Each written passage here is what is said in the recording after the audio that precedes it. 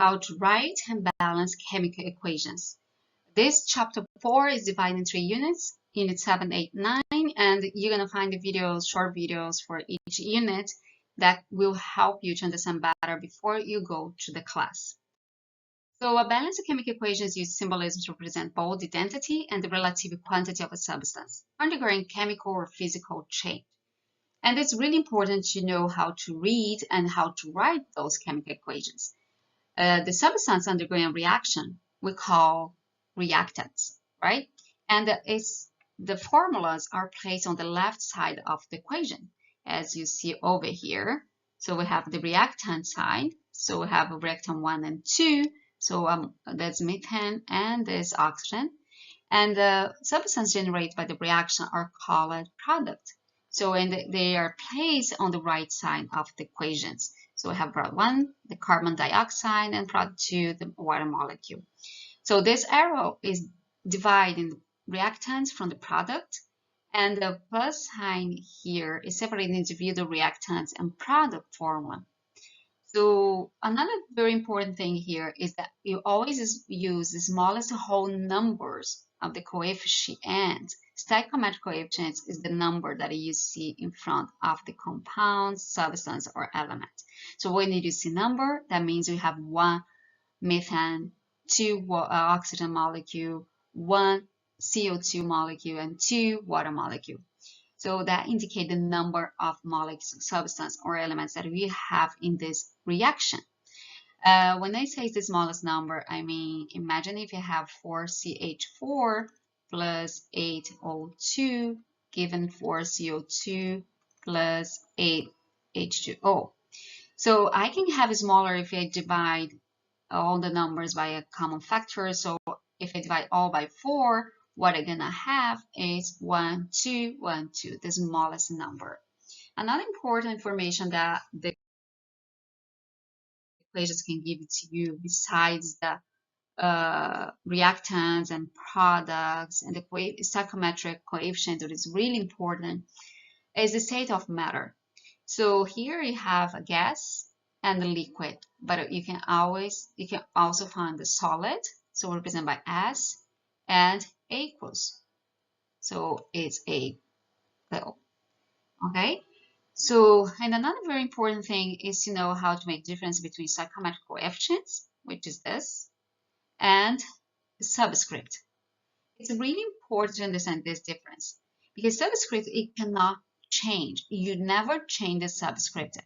For example, if you write down this when you see that, you're gonna tell me this is water molecule. But what about if you change the number of oxygen? This is a hydrogen peroxide, right? So that means you can never change the number of subscripts over here because that is the density of that molecule, the density of that substance. So you never change. Another thing here, if you don't understand this, I can give you an example. Like imagine if I have 2 smile faces over here.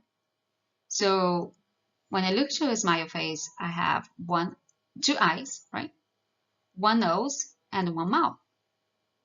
So I have 2 of those, so I can put it here 2. So I know that in the total, I'm gonna multiply these numbers, the stoichiometric coefficients by each element. So we're gonna have 2 times 2 will be 4, 2 times 1 is 2, and 2 times 1 is 2. So I have 2 mouths, 2 nose, and 4 eyes in the total. But I know that it's an individual molecule over here. But what about if you write down E4 and 2M2? This is a completely different monster because now I'm gonna have 4 eyes, 2 nose, and 2 mouths. So that is a complete different substance. Okay. Another thing that is important is we always try to make whole numbers. As I said before, you cannot have fraction. It's not common to find fraction. So in this case, what I should do is multiply my whole equation by 2. So we're going to have 2 hydrogen plus 1 oxygen given 2 water molecule. So now I have whole numbers over here. Okay. And the other important thing is based on the atomic theory and the conservation of mass, the atoms that you have one side, you need to find that in the other side. And the same atoms and same quantity. Okay? So for example, here, if you go look at this, we have, let's imagine this is the reactants and this is the product. Okay? So in the reactant, I have 1, 2 oxygen. This is oxygen. And I have 1, 2, 3, 4 hydrogen. See, they are together. So those we call the diatomic molecules. So the diatomic is element that cannot be found by itself, like hydrogen, nitrogen, oxygen, fluorine, chlorine, bromine, and iodine. Those elements you never find by itself. Okay, if they are bound, okay, you're gonna find HCl. So you say it's like, oh, hydrogen is by itself. No, it's bound with the chlorine. But if they're by itself, you're gonna find H2, O2, fluorine 2, chlorine 2. They are diatomic. Okay, this is why I have 2 hydrogens together and 2 oxygens together. So let's get back to reactants and products. So in the product here, I have a water molecule. So I have 1, 2 oxygen. So same atom, same quantity, and they have 1, 2, 3, 4 hydrogen. So see, we have the same atoms and same quantity on both sides. So to balance equations, we base on atomic theory. So atoms cannot be created or destroyed in a chemical reaction. That means if you have carbon on one side, in the other side, you're going to have carbon as well. Number of atoms and type of the reactant must be equal to the number and type of atoms on the product. So if I found 2 carbons on one side, the other side, you need to find 2 carbons on the side. And when they say like they don't change, just the atoms don't change by itself. If I have a CO2 or I have a CH4, imagine it, plus oxygen giving CO2 and water. So this is a different product, right, from this. But the carbon has the same property that before. So they are only bound with different elements, forming different compound, okay? And the mass before reaction must be equal to the mass after reaction. And that is, if it tells you that I have 80 grams in the total over here, CH4 plus O2, and this side, I'm gonna have 80 grams as well. Doesn't matter if I have 36 grams of water and 44 grams of CO2, this in the total, I need to have 80 grams because I start with 80 grams. Is it the same thing that if I prepare a cup of chocolate milk? I'm gonna put 200 grams of milk and 20 grams of chocolate, for example. So at the end, I'm gonna have my chocolate milk over here and the total of 220 grams. That is not magic because I didn't make a pure more chocolate or more milk. So that will be 220 grams, same thing. So let's use a very common example just to balance the reaction. So let's imagine that we have 1 burger patty, a 1 bun, 2 slices, and 2 slices of cheese. Okay, so what I have here, I can call this patty, P, and this I can call BS, and this I can call SC. So I have 2 of this and 2 of this, right? So if I form a hamburger, a cheeseburger, double cheeseburger over here, or just 2 slices of hamburger, so I'm gonna have my cheese, this is my bread, and I'm gonna have hamburger, and the 1 slice of cheese, and the 1 more bread. So I have those P, BS2, SC2, right? So that is my final product. So I didn't make appear anything else, or I didn't disappear of anything else, okay? So here's the diatomic molecule that I was talking before, and it's really important to know that we have those diatomic molecules, and it's easy to memorize. If you look in the periodic table, 7 makes 7. So nitrogen, oxygen, fluorine, chlorine, bromine, and iodine will always be found in diatomic, like always get together, okay? And like the hydrogen, so don't forget the hydrogen, okay? And let's practice a little bit because there's nothing better than practicing. Right? So here we have, let's separate. So we have reactant and product. So I make a table over here, reactant and product. And this side here in letter A, let's, I will give you a trick, okay? How I do balance without like get back and doing everything again. I was like, okay, this arrow and the right, it's wrong, it's hard.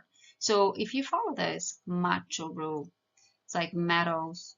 I will start with metals. If I don't have metals, I go to non-metals.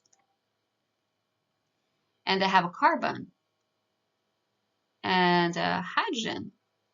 And by the last one will be the oxygen. How that works, let's start. So using the macho rule, I have 2 nitrogen on this side and I have 1 nitrogen on that other side. Remember, I need the same atoms and same quantity. Hydrogen I have 2 and here I have 3. So I will first, I don't have metals, so I go to non-metals. So I'll fix this. Now I have 2 nitrogen, right? So that match, good. But now I have 6 because 2 times 3 is 6, so I have a 6 nitrogen on this side. So they don't match it, right? Because this is 2 and there's a 6. So what am I going to do? 3, because 3 times 2 is 6. So now it's matching. Good and easy. So it's just like a game, just count. So let's do it again. So in this side, I have sodium, 2, and let's put it more space over here. Okay. So I have sodium, 2, and the other side I have 3. And I have oxygen, and this side I have 6, right? 1 plus 5 is 6. And the other side I have 4. And I have 1 phosphorus. No, 2. Look at this, 2. And here I have 1, right? So nothing's balanced, nothing's checking, matching. So I always start with the metal, sodium.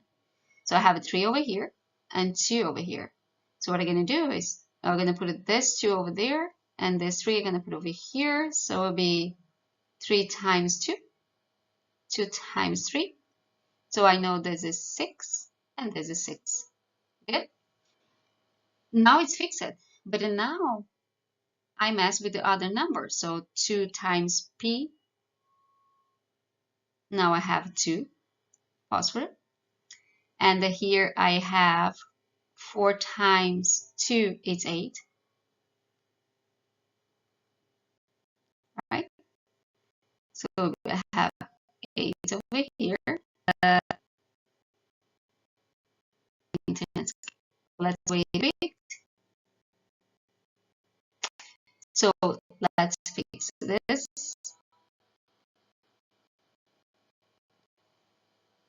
So now I have 8.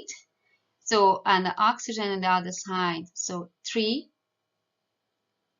times 1 is 3 plus 5 is 8. Right? So now everything is checking. So that's a simple thing to do it, but you need to pay attention. Okay? So let's do it. I will give you time to do by yourself. Let us see and D. So if you need more time, so just stop the video and we keep it going. So the first one we did together and check if you did it right on this one. And remember, you can always ask me questions during the class and we can solve more problems during the class. Okay? So let's go to another one. Remember that I said sometimes you're going to see fractions or can use a fraction to make your life easier. And this is one of the case, but at the end, we need the whole numbers. So let's do it this one. Let's look to this. I will go to products and reactants and products. So in this side, I have 2 carbons and the other side 1. Hydrogen, I have 6 and the other side I have 2. And I have oxygen, so I have 2 and the other side I have 3, right? 2 plus 1. So nothing is matching over here. So let's do it Let me just put it only 3 over here. So let's do it carbon. Remember macho? So I start with metals. I don't have metals. I don't have no metals, which is carbon. So let's start with the carbon. So I have a 2. So I'm going to put a 2 over here, right? That'll make my life good on here. But now I change this because now I have 4 plus 1 will be 5, right? And then it says like, okay, now we go to hydrogen, right? So I have 2 hydrogens over here, and here I have 3, 6. So what I'm going to do is put a 3 over here because I know that 3 times 2 is 6. So it's matching this and this, but now I will change oxygen because I have 4 right over here plus 3 over here. So that bring me 7. Wow, 2 and 7. That's hard, right? What are you going to do? So the easiest thing to do is multiply this by 7 divided by 2 because I know that 7 divided by 2 will be 7 times 2, right? Because I have 2 this. So what I'm going to do is doing this. I know that I have 1, 7 divided by 2, 2 and 3. If I multiply the whole equation by 2, what am I going to have? 2CH2H6 plus O7O2 given 4CO2 plus 6 water. Good? So this is how you do when you get it stuck like that. The easiest way is to use a fraction, then you multiply the whole equation to eliminate that fraction. Okay? This is the solve the problem, but I think it's always better to do step by step with you. So then you can do all the assignments related to this. And Monday, we're gonna practice a little bit more during class. That's it. That's all.